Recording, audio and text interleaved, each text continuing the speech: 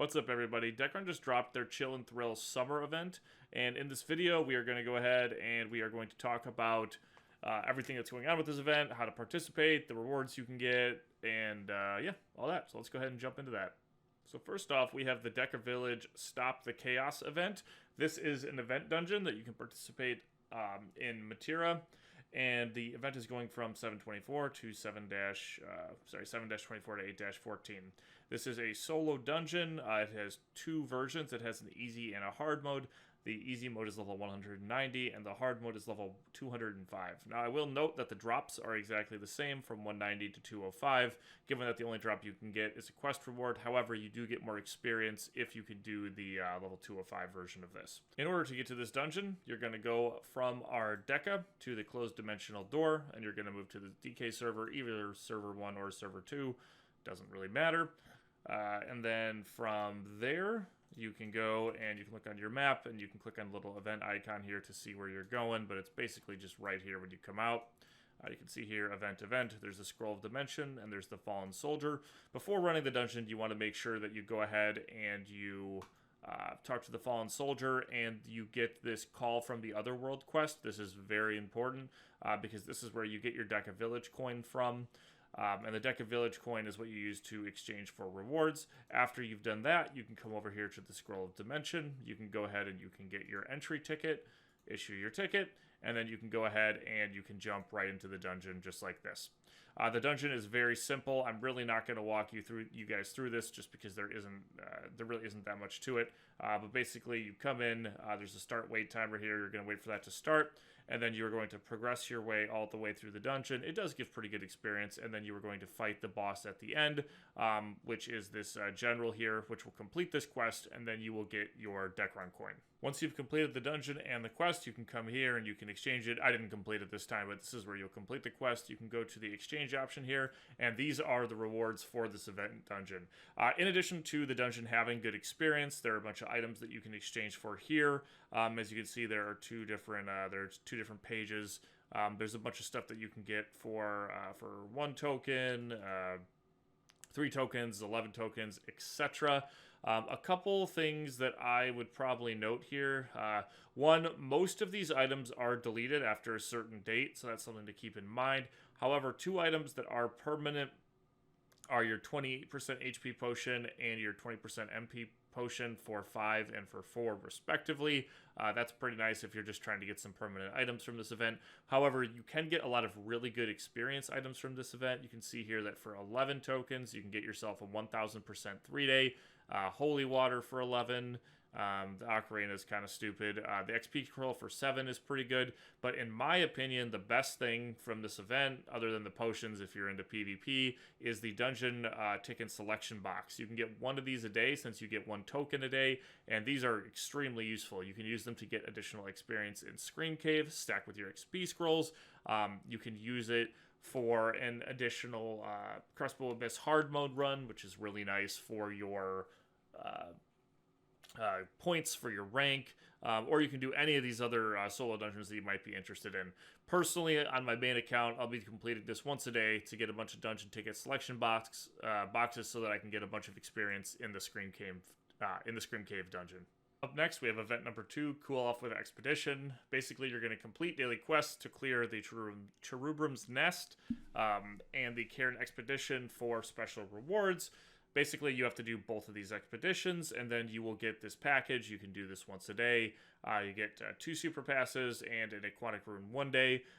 While the aquatic rune 1 day is very good, and the super passes are nice for dungeons, I'll be honest with you guys, I'm not sure this one is really worth doing, just because getting a party to actually be able to complete these expeditions is kind of a pain.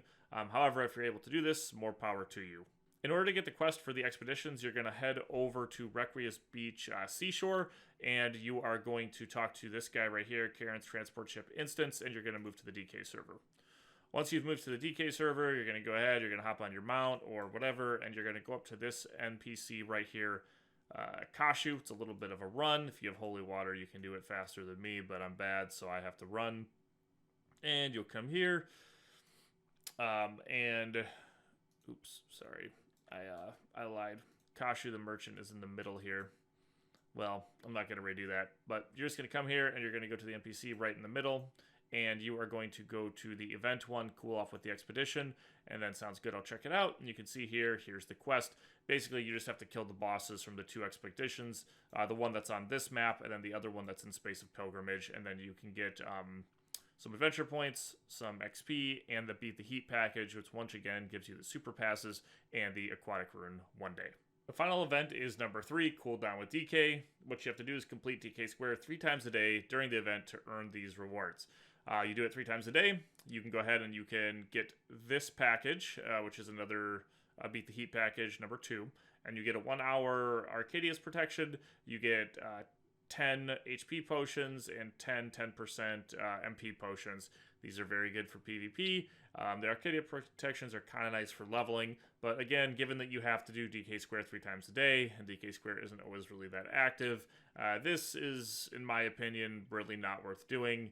But if you are interested in doing it, you can talk to Jerome in our Deka, and you can grab the Let's Play DK together and say, I'm ready. And you can see here, DK Square 3 times a day, and then you can go ahead and you can get that Beat the Heat package too.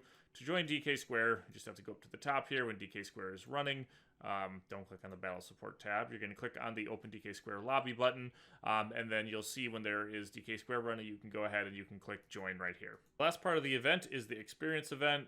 During the entire month going into August, end of July into August, there's going to be a bunch of XP boosts. You can see here we go from 2 times XP to 3 times XP to 4 times XP to 5 times XP, and then ending with 3 times XP. If you're trying to level, this is nice. It's nice that they are continuing to do experience events because, let's be honest, leveling without experience events is kind of hard.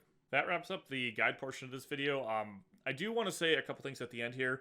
First off, I want to say that I really like this exchange shop here and the token exchange system. Personally, I think trying to get items that drop at a super low drop rate can be kind of annoying. However, that is kind of the blood of MMORPGs, farming to try to get a low drop. But what I like about this is you are just guaranteed to get whatever it is that you want to farm for. So for me, for example, I really like these dungeon ticket selection boxes. I'm going to be able to get these no problem, right? I'm not counting on a specific drop or something like this. This will also stop players from abusing the event, given that everything in here is bound and that anything that isn't being deleted is still bound. You can't use it to just, make like a ton of different alts and then trade it all over to one character, etc. I do wish that the rewards were maybe a little bit better, given that everything is bound. I do like the experience items, especially the dungeon ticket selection box. Getting some other items, though, would be also kind of nice. Like, maybe if you do the dungeon every day for the entire month, you get like a bound, or for the entire event period, you were able to get like a grace or 2. That would be really helpful, even if they are bound. Just something that would help you progress in the game a little bit more. But overall, I like this system, and I hope we see more of it in the future. The event overall, I think, is okay. I do think the Expedition quest and the DK Square quest are pretty bad. The rewards are kind of pointless. They're okay. They're okay. The rewards are okay. I get what they're trying to do. They're trying to get more people to play Expedition, and they're trying to get people to do more DK Square. However, instead of trying to do daily quests to get people in, I think they should just look at the systems overall and see the real reason people aren't participating in those. One of the biggest ones being the population of the server. They should be trying to get in new players. And 2, maybe having different DK Square brackets, so someone who comes in and just starts the game doesn't get one shot by an endgame player. Getting to level 195 does not take any time at all, and a lot of people just did the level 200 jump characters. So basically what happens is a new player comes in, they spawn into DK Square, they get one shot by a person who's been playing the game for the last 20 years, and it's like, why is that system like that, right? Not good. Expedition, I think they are just requiring too many players to do it right now. They should probably drop the requirement, especially since you really don't need that many people to even complete the dungeon. Or they should work at making the rewards better. Or if you are going to do quests for doing these things, I think they should look at making the rewards better. Because overall, the rewards are just, they're okay, but they're not good enough that like I would want to jump on and personally participate in any of those events. However, the dungeon I think is great, and the experience event I think is great. So hats off to the team for that. Anyway, hope you guys enjoyed the video. Questions, suggestion, as always, you can leave them in the comments. And until next time, take care.